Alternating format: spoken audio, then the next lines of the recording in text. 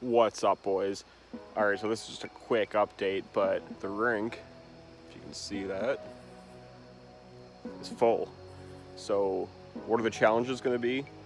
There's a little bit of snow because we got about 5 inches last night. There's already some ice frozen from my previous filling, so I'm going to have to knock those high spots down before it actually starts freezing.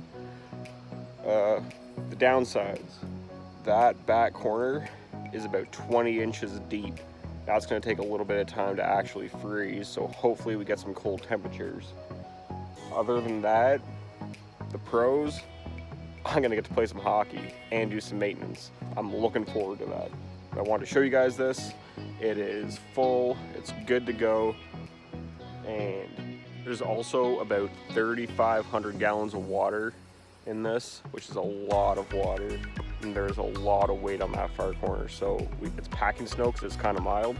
So what I did is I built up a 45 angle, pushed against it just to help hold the boards. It shouldn't go anywhere, but better safe than sorry, and losing a whole bunch of water.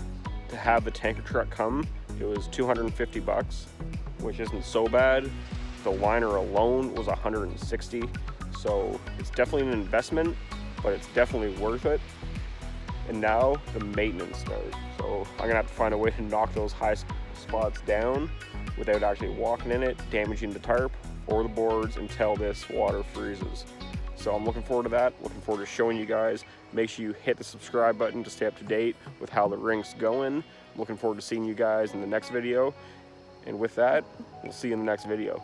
This has been Backwoods.